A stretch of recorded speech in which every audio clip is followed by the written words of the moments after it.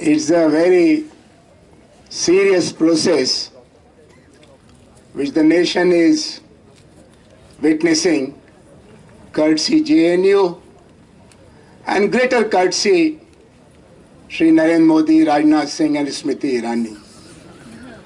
They have made us interrogate our statecraft. They have made us check again about the depth of democracy, about meaning of freedom, about rule of law, threat of lumpenization of public sphere. And I salute the genius of JNUSU, as it was suggested by Januta President Professor Patnaik in one of the first protest meetings. After JNUSU President was arrested and he was still detained, as we still have two very eminent research scholars of our university under detention, that a thought has to be challenged by a superior thought, not by lathi, not by gali, not by fraud and lies. So, in last 3 weeks, you have shown resilience and you have rallied people of substance, the mind makers of modern India, who are respected for their depth of scholarship, their objectivity, and their courage of conviction.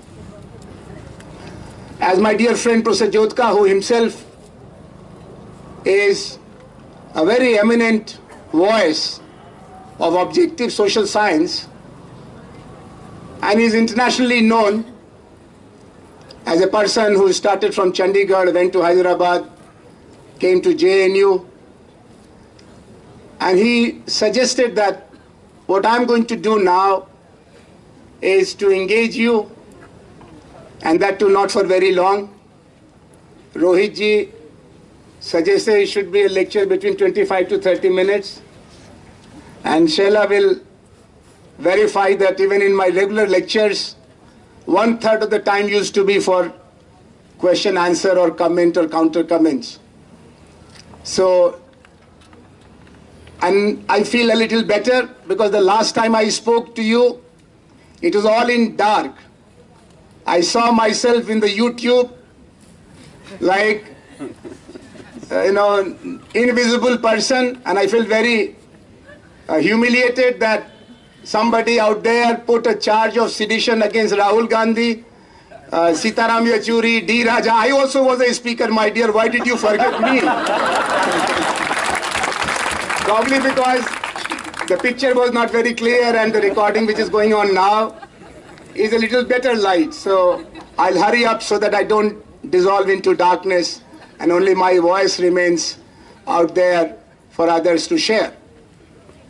Yes, nation building is a very important challenge for a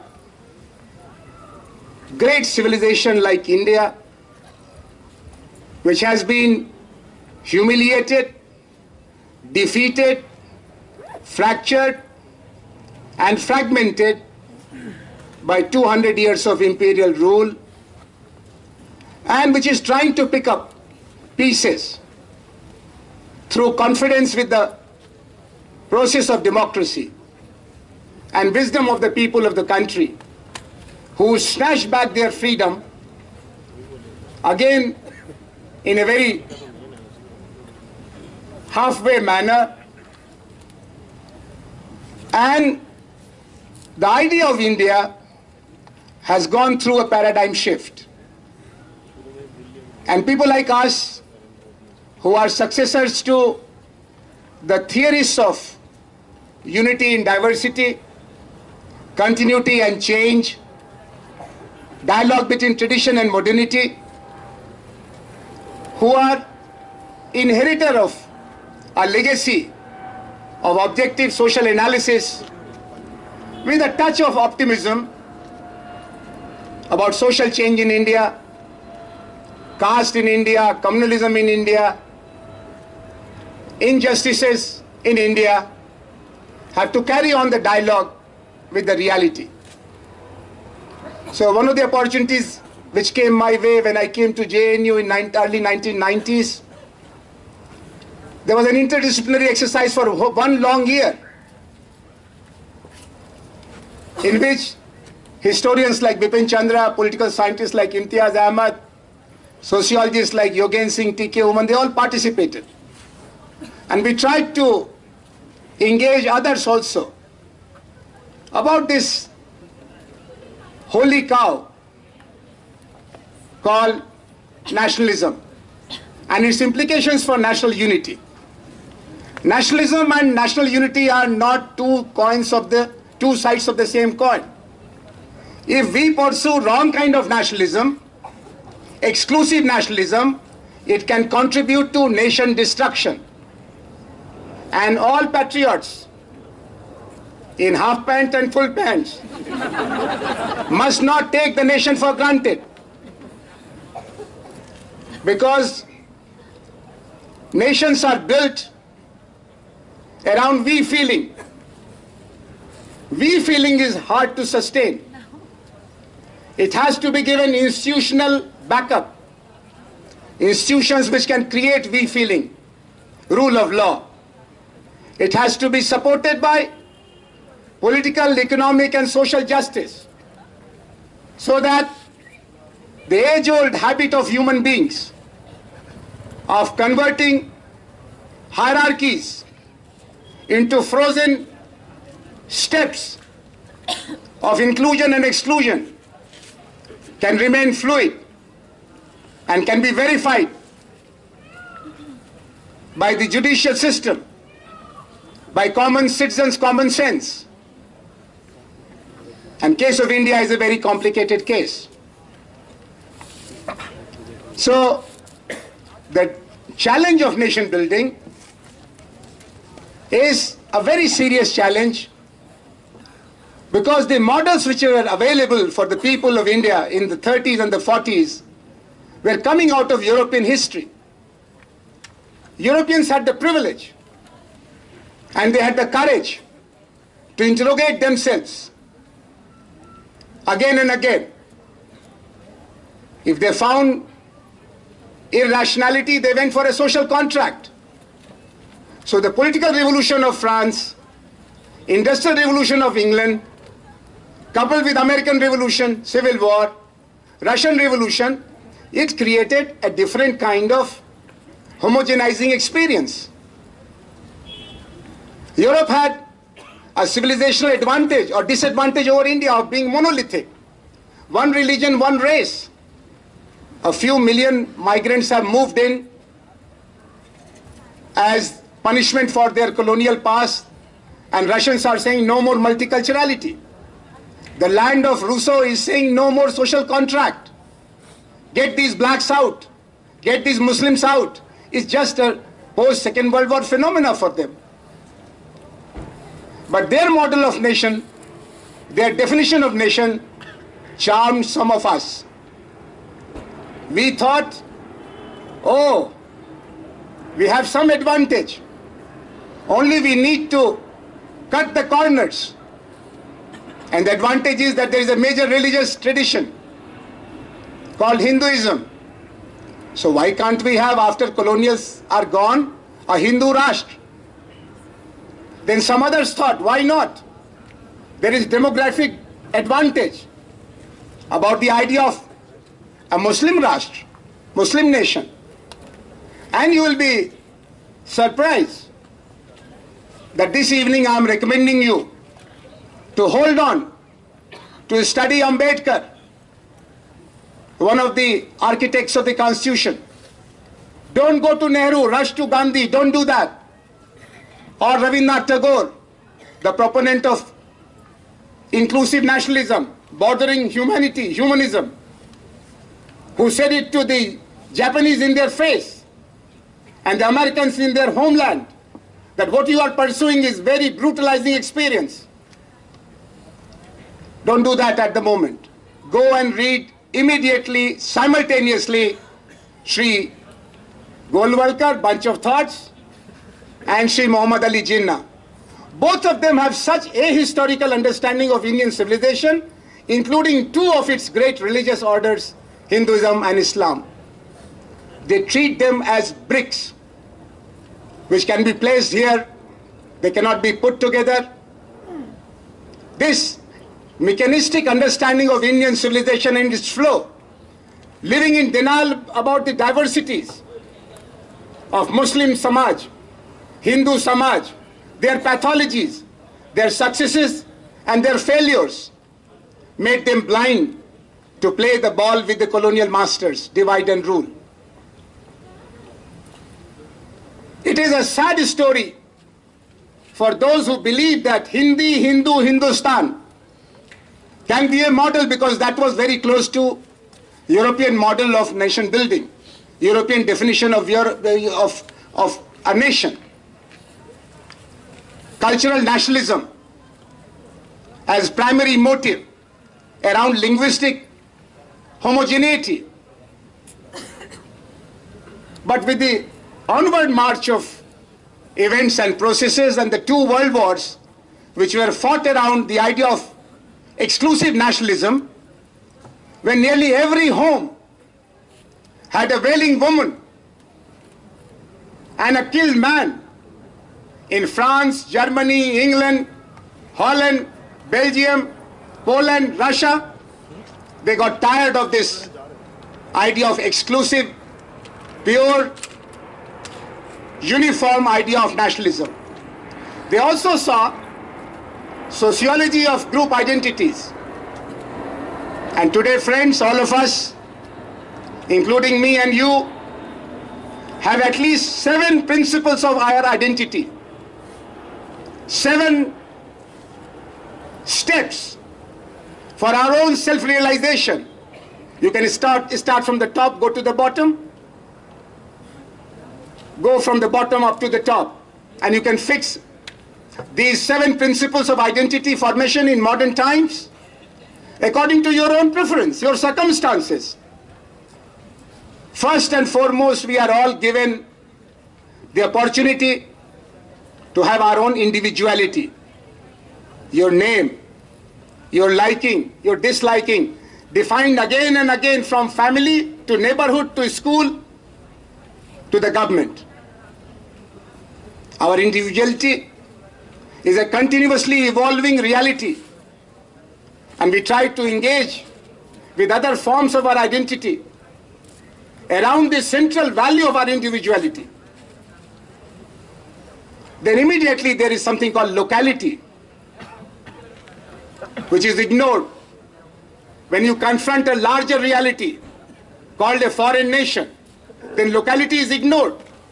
But what Gopalji was doing today, locality is the haven of writers.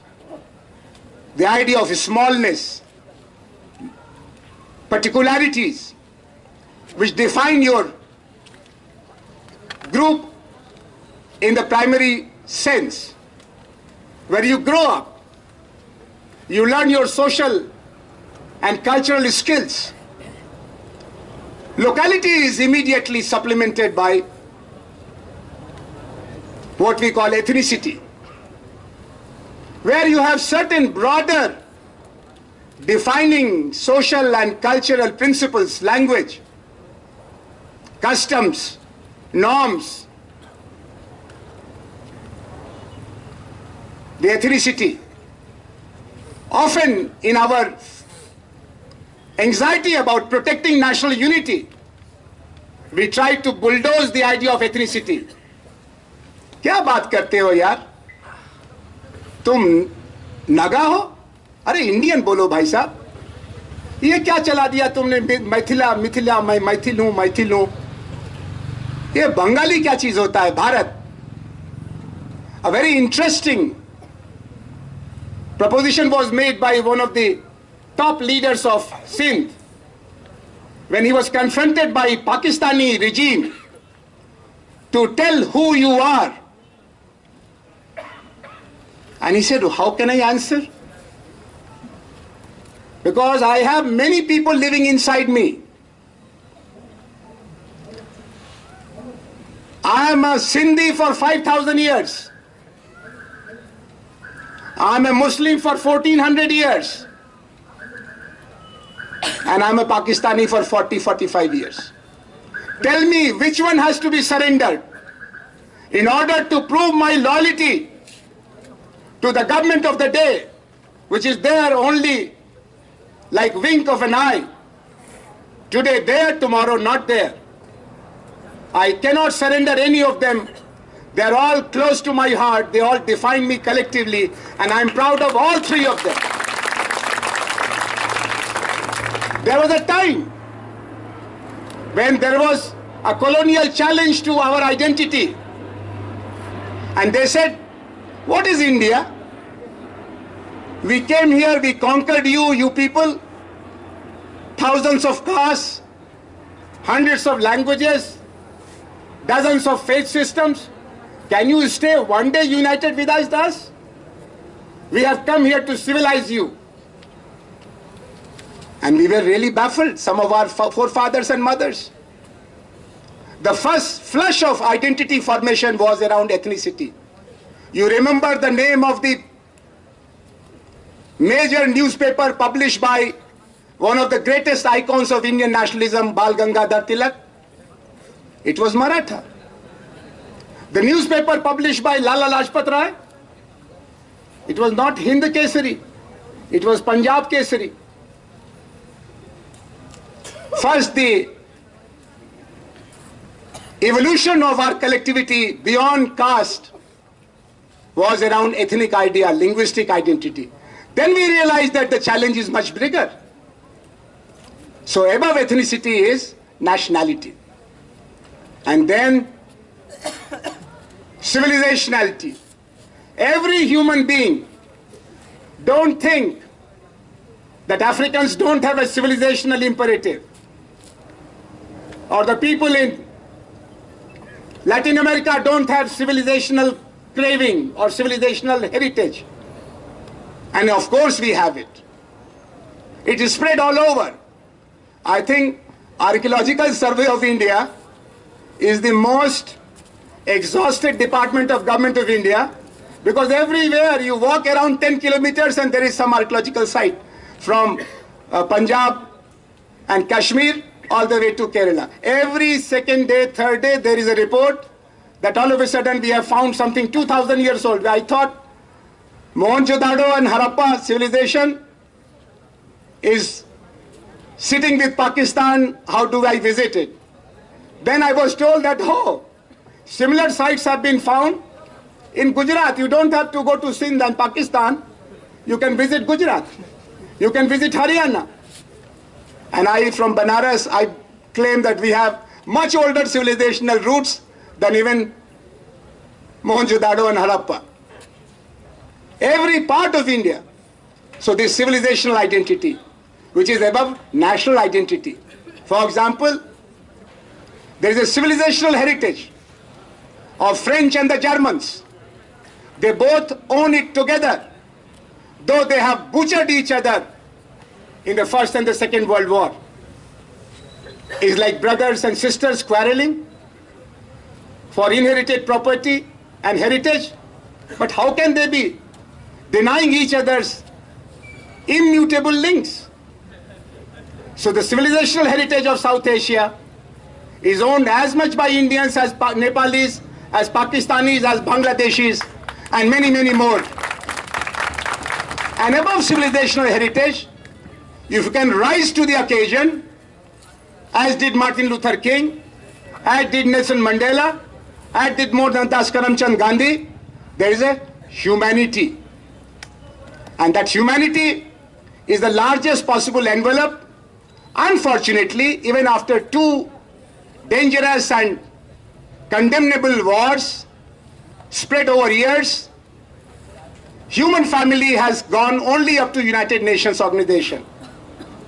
It has not developed the capacity and the courage to create a political architecture of a world government. But your generation is not going to be prisoner of our failures. Your generation has the right to interrogate the beginning and the end of the journey of nationalism. And your generation has to address the deficits of nation building left at your doorstep by our generation. As we address some of the problems created by previous generation, which had not recognized some of the imperatives of nation building in terms of political geography. So friends, this is one reality which has to be addressed, and each layer is interconnected with each other. If you don't have your individuality, your nationality is useless. If you don't allow ethnicity, diversity of ethnicity to flower within the frame of nationality, then it will become very suffocating, as it happened in Pakistan. What was the genesis of Bangladesh? Linguistic antagonism, linguistic fetish, linguistic animosity. Religion was common, but language was different. And they wanted to pray Allah in Bengali. And they thought Allah is knowing all, He'll understand our Bengali prayer. But Pakistani part said, no way, Urdu is going to be official language, as it happened in Sri Lanka.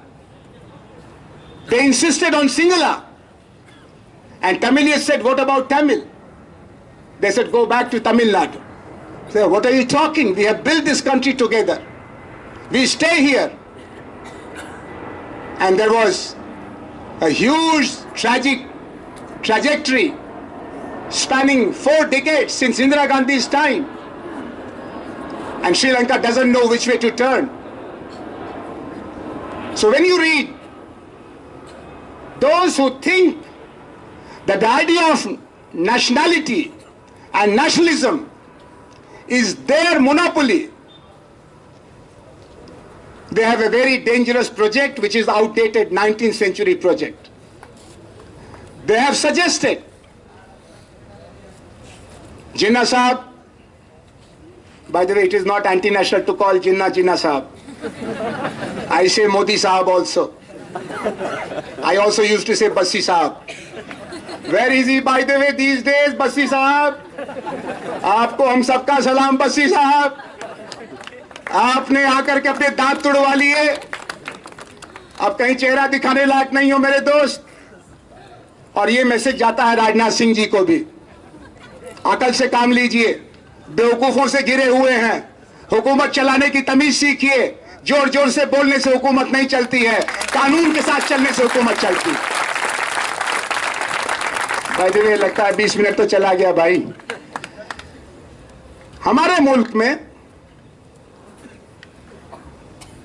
Nationalism को बनाने और पहचानने के लिए कम से कम 4 बहसें चली. एक idea तो ये वाली थी, जिसमें हमने माना कि बिना एक डोमिनेंट आइडेंटिटी के नेशन बिल्डिंग कैसे होगी. बाकी लोग, यहां पर कोई विद्यार्थी परिषद वाले नहीं है तो मुझे अच्छा नहीं लग रहा है, उनको बुला लाओ भाई. उनके यहां यह कहा जाता है कि मुसलमान रह सकता है, ईसाई रह सकता है, लेकिन उसी तरह से जैसा उस राजा के दरबार में हुआ था कि जब कुछ पारसी लोग आए ईरान से परेशान होकर के, महाराज हमको आपके यहां रहने की जगह चाहिए. उनका कैसे रहोगे, तुम्हारी पूजा अलग, तुम्हारी पहचान अलग, तुम्हारी यादें अलग, यहां आकर के तुम खिचड़ी में कंकड़ की तरह से दांत में गड़ोगे. तो उनके सरदार ने कहा, हुजूर 1 गिलास दूध मंगाइए और 1 कटोरी चीनी मंगाइए. ये आरएसएस के लोग बराबर हम लोगों से बहस करने में कहते हैं, इस्लाम के सवाल पर, क्रिश्चियनिटी के सवाल पर. और कहा, जानते हैं आपने क्या हुआ? उन्होंने क्या किया? उन्होंने गिलास लिया दूध का और चीनी उसमें डाली और कहा, हुजूर जरा इसको चख के देखिए. कहा, दूध तो बड़ा मीठा हो गया. और चीनी कहां गई सर? चीनी तो दिखाई नहीं पड़ती. तो कहा, सर अगर आप हमको इजाजत दीजिए, हुजूर या जो भी कहा होगा उस जमाने में पर्शियन में ही बोला होगा पारसी का नेता, हम ऐसे ही रहेंगे। तो कहते हैं कि मुसलमान दूध में चीनी की तरह से रहे। हमने कहा तब जलेबी का क्या करोगे, शेर और शायरी का क्या करोगे, कौमी तराने का क्या करोगे, बहादुर शाह जफर का क्या करोगे, मिर्जा गालिब का क्या करोगे, जामा मस्जिद का क्या करोगे, लाल किला का क्या करोगे, शाहजहां का क्या करोगे, अकबर का क्या करोगे, और इस पूरे सूफी सिलसिले का क्या करोगे। ये खूबसूरती आपके पुरखों की दी हुई है, इसको बदसूरत बनाने की कोशिश मत करो। लेकिन गोलवलकर साहब ने लिखा है, और वो एक पूरी परिभाषा है कि भारत की राष्ट्रीयता हिंदू राष्ट्र के सपने के इर्द गिर्द बनी है और इसके 3 दुश्मन हैं, इस मुस्लिम, ईसाई और कम्युनिस्ट। ये उन्होंने लिखा है बंच ऑफ थॉट्स में, उसको आपको पढ़ना है। और मुसलमानों के बारे में जो उनकी समझ है वो दर्जा 10 का भी इम्तिहान पास करने लायक उनकी समझ नहीं है, और हिंदुओं की समझ दर्जा 5 भी पास करने लायक समझ नहीं, बहुत ही नादान किस्म का। क्योंकि जो डाइवर्सिटी है भाषाओं की, परंपराओं की, खान पान की, आहार विहार की, सपनों की, जो धर्म और जातियां जितनी पुरानी होंगी उसमें विविधता उतनी होगी, क्योंकि काल उनके साथ संवाद करता है। और वही बात इस्लाम की भी है, और यही बात जिन्ना साहब ने भी कही। जिन्ना साहब को मैं माफ इसलिए करूंगा कि जिन्ना साहब ने कानून की पढ़ाई की। जिन्ना साहब अपने पहले दौर में, उन पर जो पहली किताब लिखी गई वो किसने लिखी? कुणाल भाई सामने खड़े हैं, मुझे डर लग रहा है कि बता देंगे, प्रोफेसर कुणाल चक्रवर्ती। सरोजनी नायडू ने लिखी, और उस किताब का नाम क्या था? Mohammad Ali Jinnah, ambassador of Hindu Muslim unity. तो जिन्ना साहब की जानकारी बहुत कम थी, बहुत शान से वो शाम को स्नैक्स के रूप में पोर्क खाते थे, नमाज पढ़ने की तमीज नहीं थी। मुसलमान वो ऐसे ही लगते थे जैसे कोई आदमी कश्मीरी टोपी पहन ले, शेरवानी वो पहनते थे, उसी से उनकी पोशाक से लगते थे। बाकी सारा का सारा उनका गेटअप, मेकअप एक मॉडर्न वेस्टर्नाइज इंटेलेक्चुअल का था। उन्होंने जो बातें अपने भाषण में की, अलीगढ़ यूनिवर्सिटी से लेकर के मुस्लिम लीग कॉन्फ्रेंस तक, बेहद गैर ऐतिहासिक बातें, लेकिन उस दौर का सिक्का था, चल गया। जैसे आजकल चल गया कि जेएनयू एंटी नेशनल का गढ़, जेएनयू टेररिस्ट का गढ़, जेएनयू सेपरेटिस्ट का गढ़। जब आप जोर जोर से बोलेंगे और एक ही बात बोलेंगे तो कुछ समय के लिए नादान लोग जो आपकी इज्जत करते हैं आपको सही मानेंगे, लेकिन जब भेद खुलेगा, जब झूठ आगे आएगा, तो आपसे जो जितनी मोहब्बत करते हैं उतनी ही नफरत करने लगेंगे। इसलिए मैं नरेंद्र मोदी से कहना चाहता हूं कि झूठ की हुकूमत मत चलाओ, सामना करो। ये कहो कि हिंदुस्तान का जो आने वाले समय का सपना है, तुम्हारे सपने और जेएनयू के लड़के लड़कियों के सपनों में टकराहट हो रही। ये कहो कि ये लड़के और इनके टीचर उन सवालों को उठाना चाहते हैं जो सवाल हिंदुस्तान की ही सरजमी पर जिंदा हैं और मरने का नाम नहीं लेते। क्या आपको मालूम है कि मणिपुर में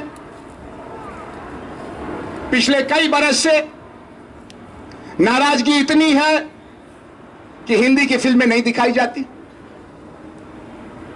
क्या आपको मालूम है कि असम में वो हिंदू हैं, लेकिन उनकी जो आइडेंटिटी है वो बट गई है 2 हिस्सों में। जो वहां के ब्राह्मण और कायस्थ हैं उनके बारे में औसत असमिया कहता है, वो खुद भी कहते हैं कि हम तो कन्नौज से आए थे या हम इलाहाबाद से आए थे, और दूसरे वाले कहते हैं कि हम थाईलैंड से आए थे। एक लड़का मिला, उसने हमारी एक स्टूडेंट के साथ शादी की थी, मेरे ही चैम्बर में जेएनयू में, और नहीं, शादी तो उसने कोर्ट में की थी, मिलने मुझसे आया था। अभी ये आरोप हमारे ऊपर लगना बाकी है कि हमने लव मैरिज का नेशनल रिकॉर्ड बना रखा है। अरे भाई, जिस मुल्क में मोहब्बत होगी वहां सुकून होगा, वहां शांति होगी। भाई साहब, क्या नाराज होते हो लव से?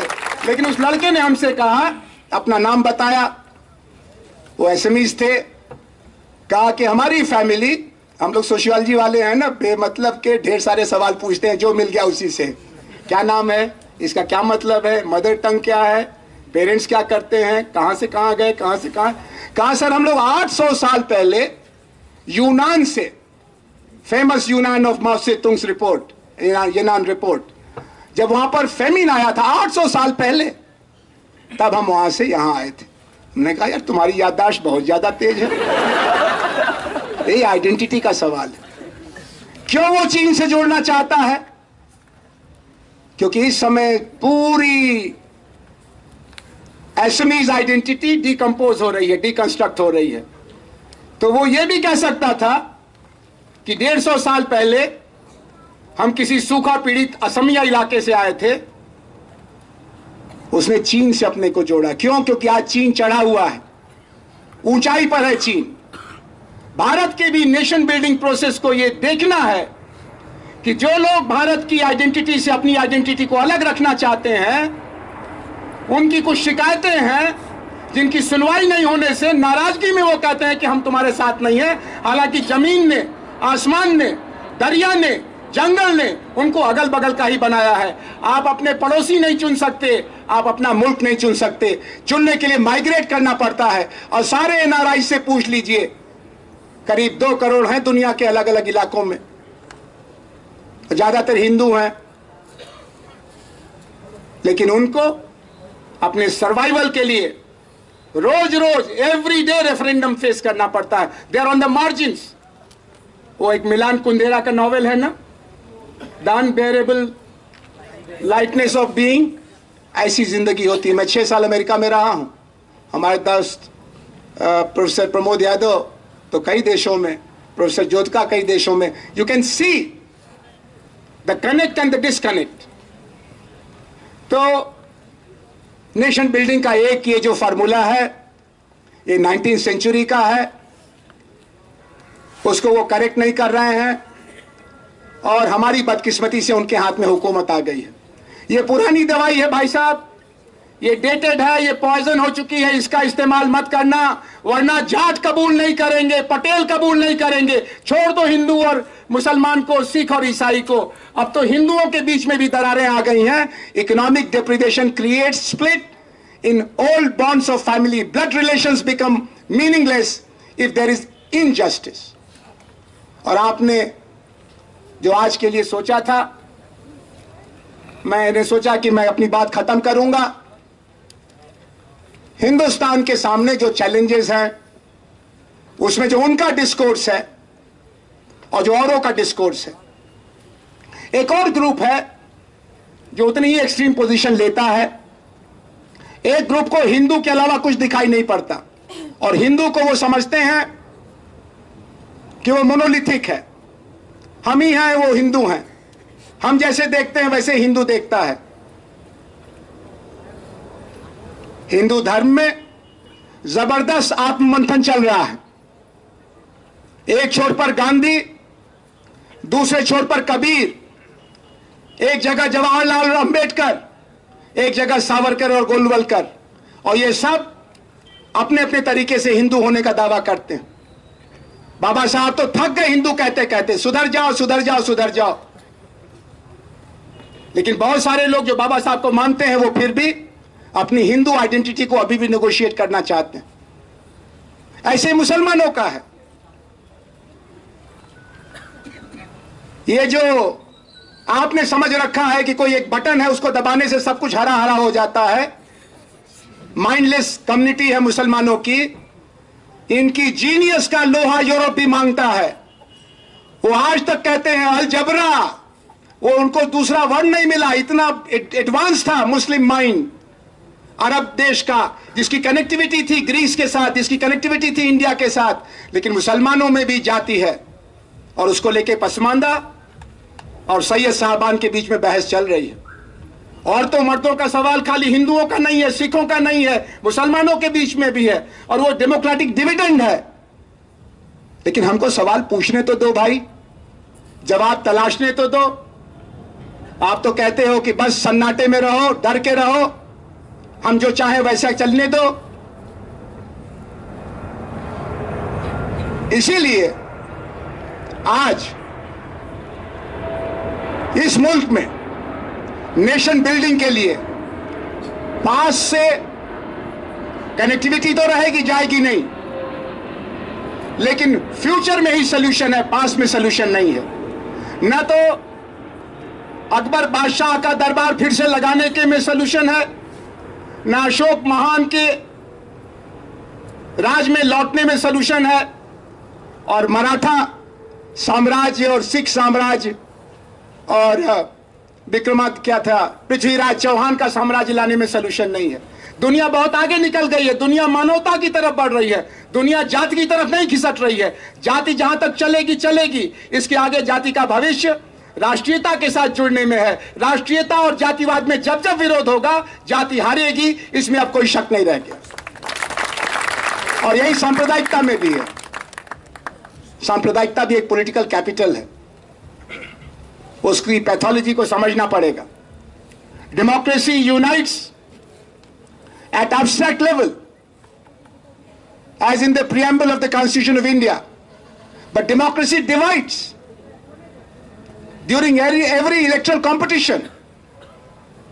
और एक क्लीवेज जो हम और सुरेंद्र पढ़ाते हैं वो ट्रेडिशनल आइडेंटिटीज की भी है, जिसमें कास्ट की आइडेंटिटी पॉलिटिसाइज हो जाती है, रिलीजन की आइडेंटिटी पॉलिटिसाइज हो जाती है, और जब पार्टियां कमजोर होती हैं तो जातियां और संप्रदाय मजबूत हो जाते हैं। और यही हमारी शिकायत थी कांग्रेस पार्टी से।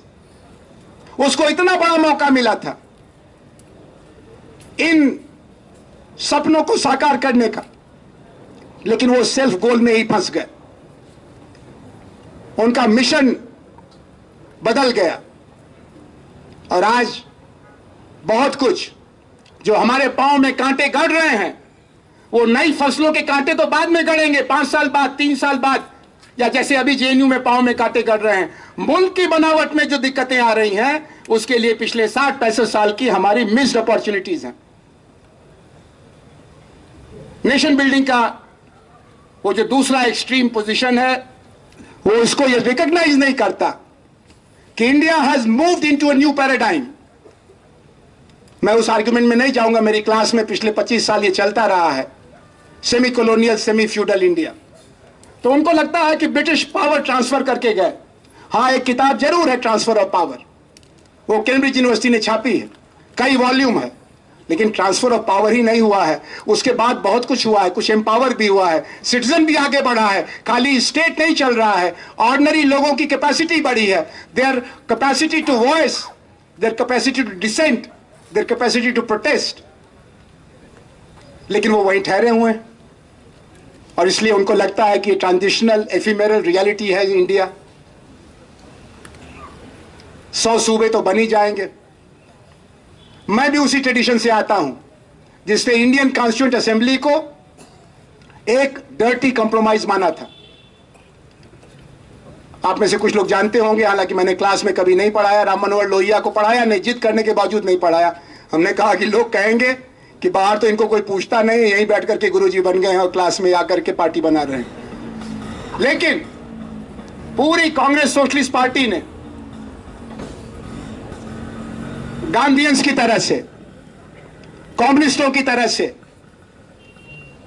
यह डिक्लेयर किया कि इस कॉन्स्टिट्यूएंट असेंबली में नहीं जाना है,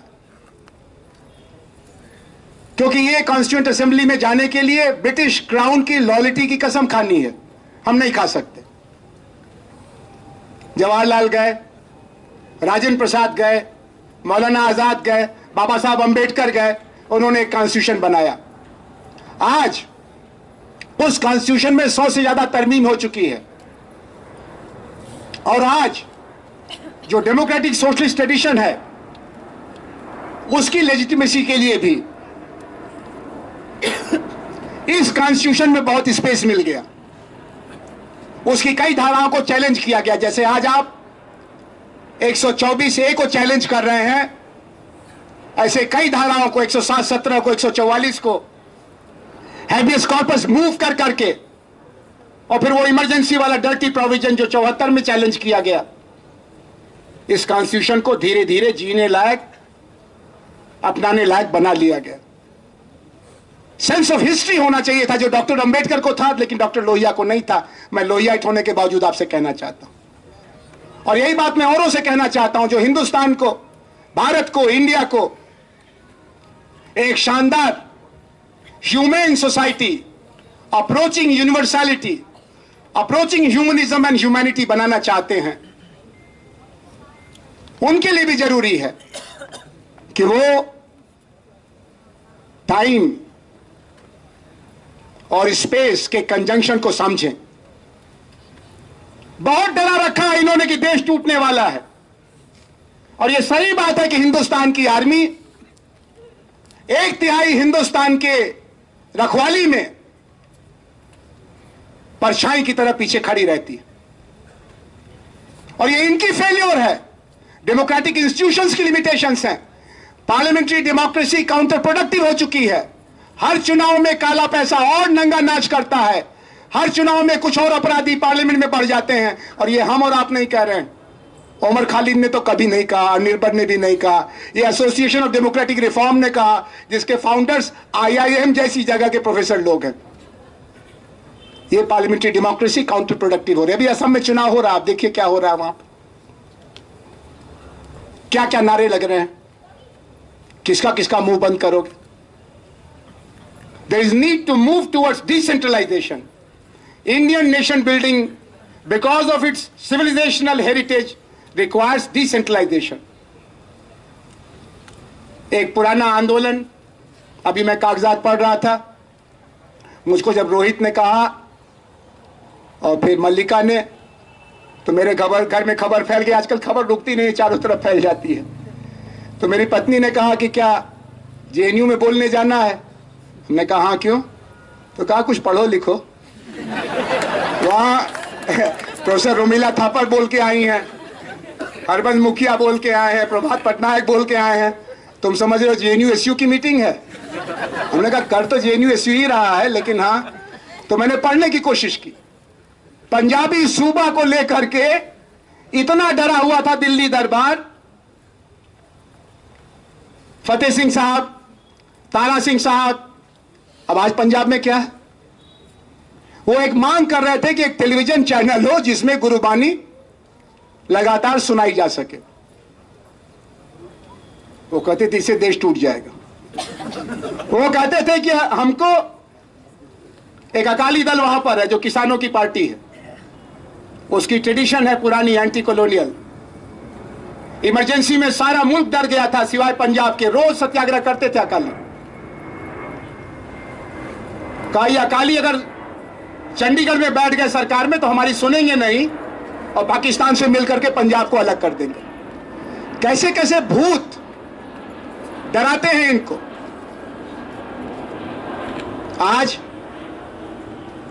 बार बार दौड़ते हैं पंजाब, और आज पंजाब एक मजबूत बांह की तरह से हिंदुस्तान की रक्षा के लिए हर तरह से तैयार है, हर तरह से योगदान कर रहा है। तमिलनाडु मैं पढ़ रहा था,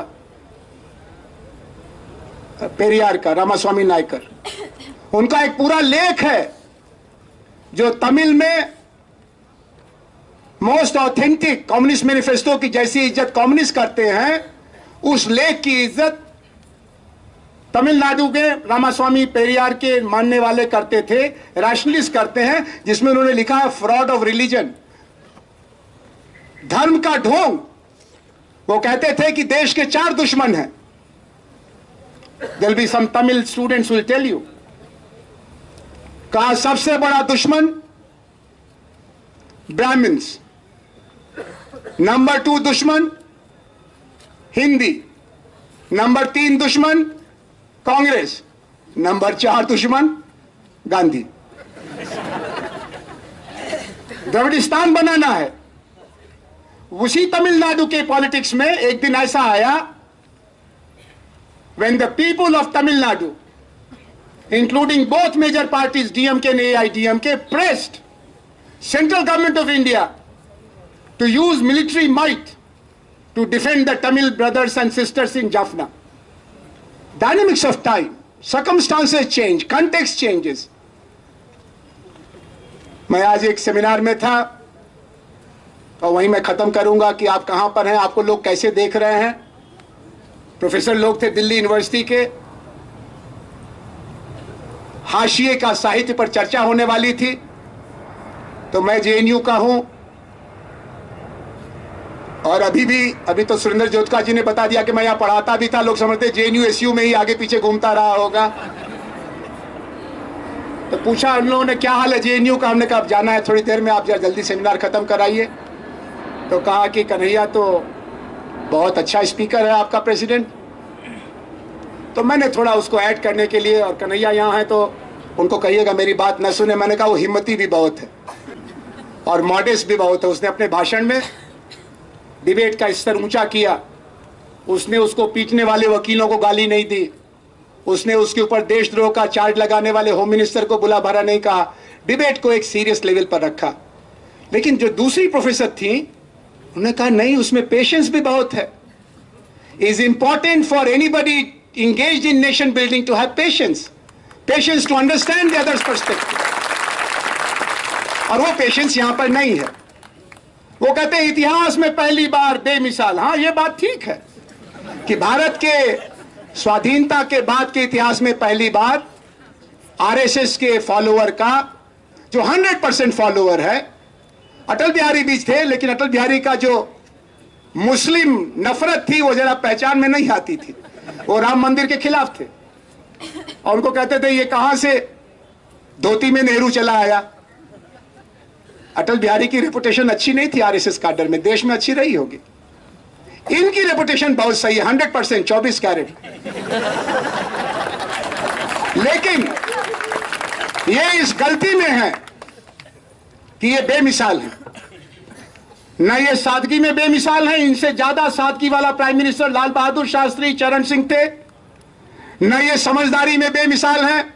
जवाहरलाल ने तो 2-2 किताबें लिखी थी, उनका 10 पन्ना भी ये नहीं लिख पाएंगे क्योंकि ये पटना में जाके तक्षशिला खोज रहे थे।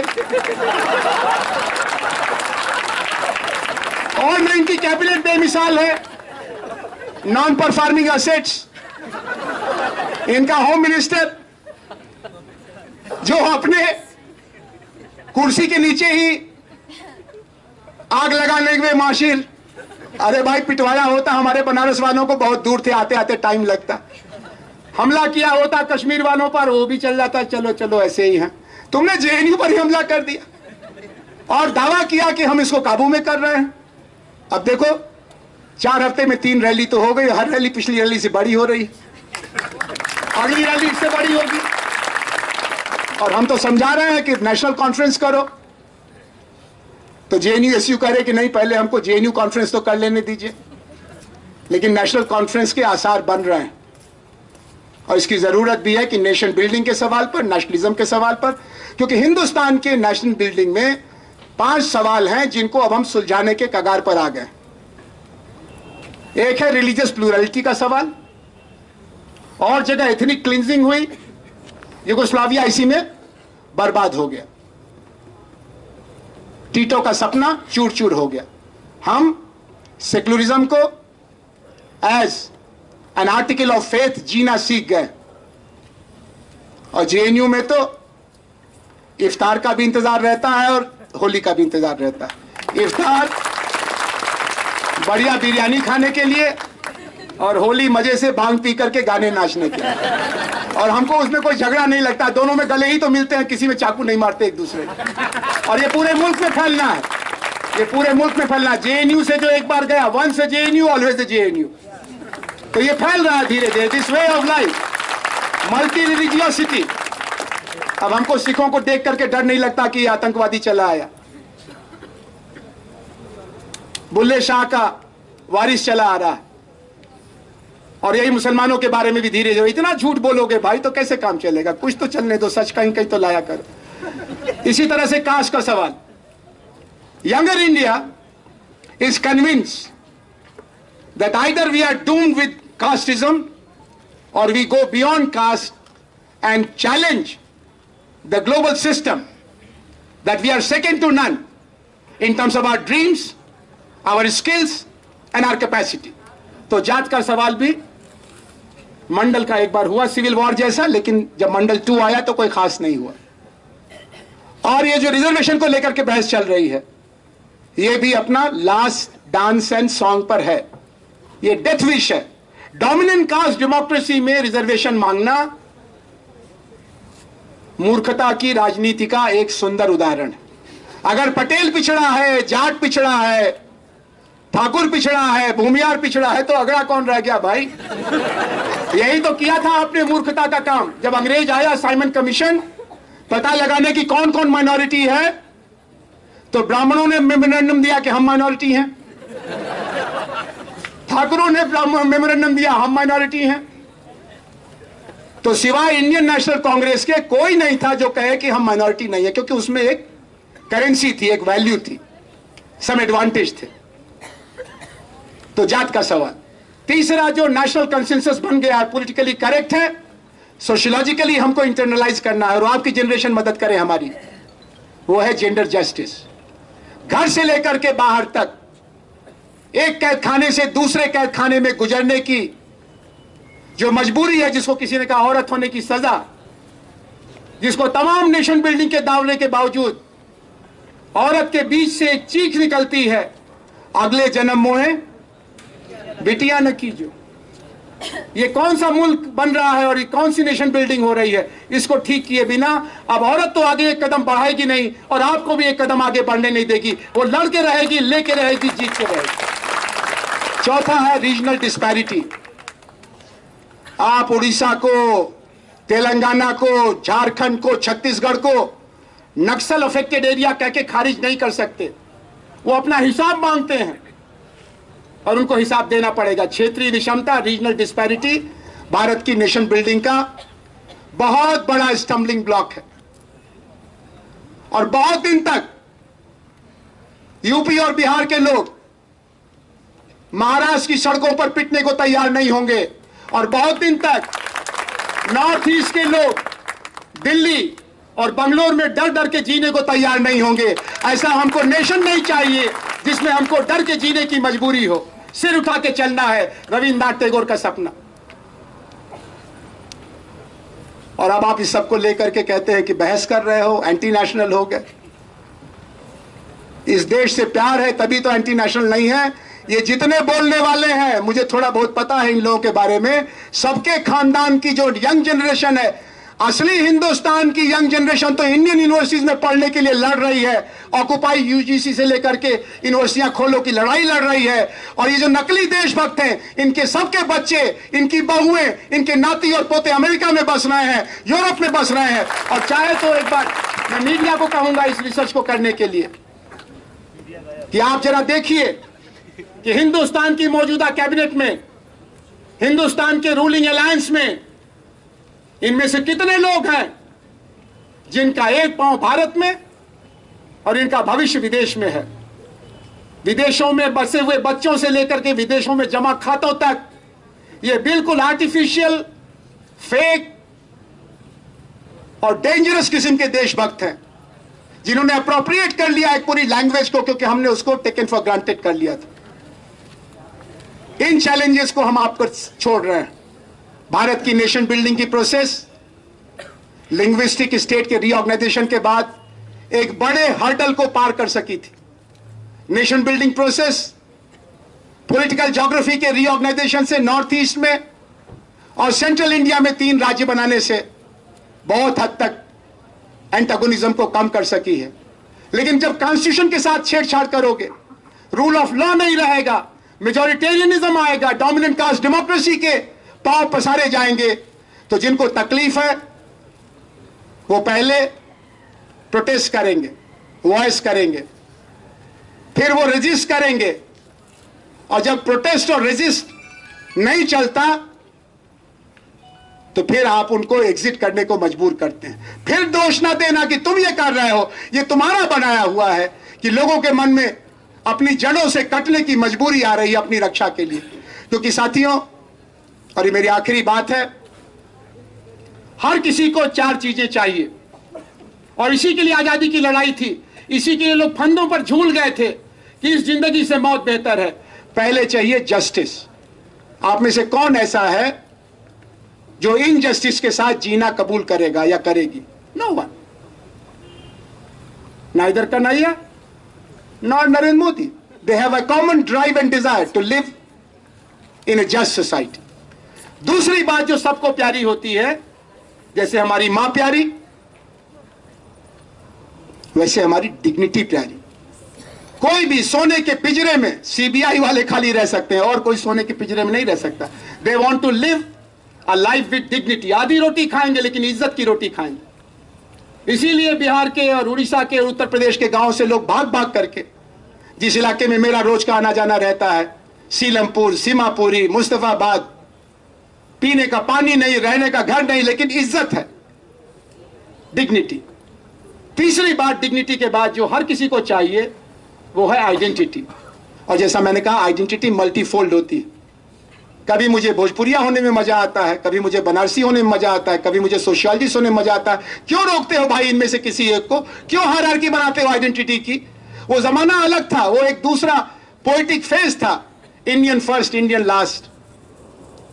Life is much more rich. We have many more sources of identity. और चौथा जो सब चाहते हैं, लेकिन वो जस्टिस, डिग्निटी, आइडेंटिटी के बाद आता है, वो है पीसफुल प्रोग्रेस। जो अभी गोपाल जी कह रहे थे, कोई अपनी जगह पर बैठा नहीं रहना चाहता, वो पीस चाहते हैं और प्रोग्रेस चाहते हैं। यही तो 5 बातें आप सबके सपने हैं। इनको आप समझ नहीं पाते हो, आप उनकी जुबान नहीं समझ पाते हो। कम्युनिस्ट मूवमेंट के लोगों को एक बात की खुशी होनी चाहिए कि जब से जेएनयू का एपिसोड हुआ है, लोग हमारे जैसे टीचर से पूछते हैं कि ये लेफ्टिस्ट तो समझ में आता है, लेकिन सीपीआई, सीपीएम, सीपीआई एमएल और उसके आगे क्या क्या है जरा ये भी समझाइए। कुछ पता ही नहीं है इनको देश के बारे में। मुसलमानों के बारे में नहीं पता है, हिंदुओं के बारे में नहीं पता है, कुल एक बारे में पता है कि सत्ता पर कब्जा हो गया है तो सारे इंस्टीट्यूशंस को खतरनाक घोषित करो, जहां से इंटरोगेशन हो सकता है। जुडिशियरी को टेक ओवर कर लो, यूनिवर्सिटीज को हमला कर दो, अपोजिशन पार्टीज को डिमोनाइज करो। ऐसे जनतंत्र नहीं चलता। इसलिए आप बेमिसाल इस माने में जरूर हैं कि जिस डाल पर बैठे हुए हैं, या तो कालिदास जी उसको काट रहे थे या आप काट रहे हैं। जब ये जनतंत्र का ढांचा बहराएगा तो संसद के इर्द गिर्द रहने वाले घरों में भी अमन चैन नहीं रहेगा, अराजकता आ जाएगी। आप जेएनयू के लड़कों को हिंदुस्तान की सेना से लड़ाने की बात कर रहे हैं। कह रहे हो हनुमंतप्पा के शहादत पर क्या किया? अरे तुम क्रिकेट खेलने का प्लान बना रहे थे, जेएनयू वाले थोड़ी कह रहे थे क्रिकेट मैच हो जाए, भारत पाकिस्तान में झगड़ा सुलझाए बगैर। हालांकि इसका और उसका कोई कनेक्ट नहीं है। तो अभी की जो जरूरत है, जो आज सवेरे कहा गया और 20 दिन से कहा जा रहा है, this is all a contribution to nation building, because you are trying to build the second republic of India. First republic was created by Nehrus and Ambedkars and Azads and Prasads and Patels. It is now proving to be a stagnant reality. It needs dynamism.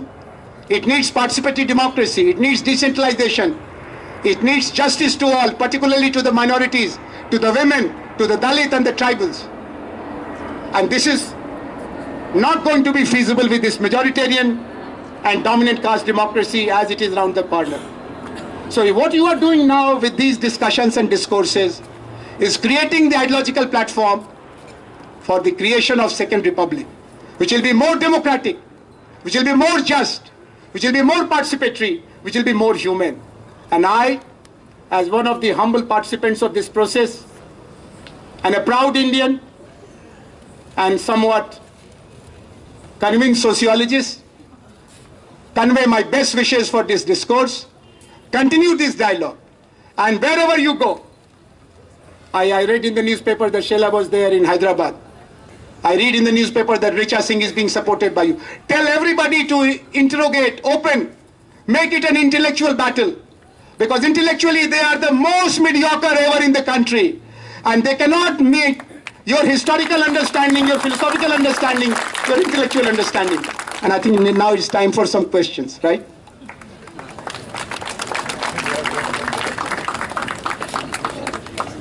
बहुत ही briefly आप लोग अपना सवाल पूछिए, अगर पूछना बहुत ज़रूरी है दोस्तों, क्योंकि सर हमारे बीच रहते हैं, कभी भी हम लोग उनको अवेलेबल कर पाएंगे और पूछेंगे भी। तो किसी का अगर सवाल है तो जल्दी से हाथ उठाइए आप लोग।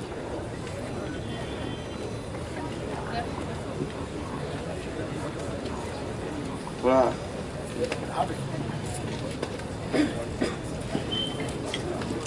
आप लोग बने रहिए दोस्तों, क्योंकि इसके बाद भी हमारे स्पीकर्स बहुत देर से इंतज़ार में हैं, तो हम लोग सुन के जाएंगे। सर आपने 4 चीज़ें बताई, उसमें डिग्निटी और आइडेंटिटी की बात की।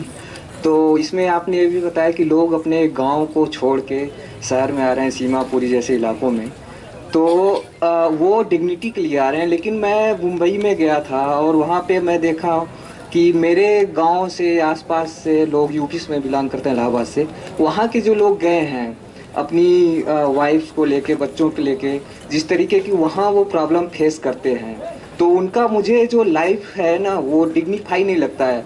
हर तरफ से वो मतलब एक तरीके से अनडिग्निफाइड लाइफ स्टाइल में जी रहे हैं। और जब भी कोई छोटे लोकेलिटी से आता है और दिल्ली या मुंबई जैसे बड़े शहरों में जाता है, तो इतनी भीड़ में वो खो जाता है, तो उसकी आइडेंटिटी कैसे बनी रह सकती है, ये question. I think it's a mega question, so we will take it and then it will be like completing the rule of giving a lecture in JNU where no one goes without a question. ये उनके dilemma है, and they are not able to find the balance. They don't know which one is better. So they are in perpetual anger and frustration. And they keep on missing the roots. But then they don't go back, because in the final analysis, their children are getting something better than they may get in the village because of the education. They also have some individuality. Probably they have escaped the pressures of the caste system or joint family, either way. If they are from the upper caste, then joint family. And if they are from the other caste, then caste system. But they are not happy, I agree with you. But they are taking courage to experiment. They are taking initiative to find a solution. Because this call for justice, identity, dignity, and that's why now Chhath Mela in Mumbai has become such a bone of contention between Marathi ethnics and the Purabia migrants. So it's a halfway house. वो जो निदा फाजली ने कहा, किसी को मुकम्मल जहां नहीं मिलता, किसी को जमी मिलती है तो आसमान नहीं मिलता. And that is something which is tragedy, क्योंकि 77% लोग 100 रुपए रोज से ज्यादा की परचेजिंग पावर नहीं रखते एक फैमिली के लिए, और उनको समझ में नहीं आता कि जिए तो कैसे जिए. Thank you very much. Thank you very much.